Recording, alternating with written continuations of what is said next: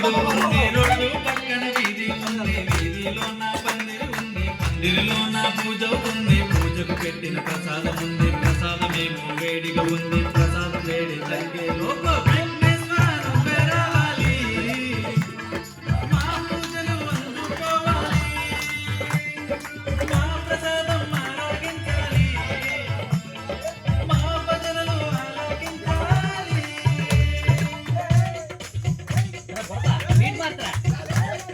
గణపతి ఎక్కడున్నాడు?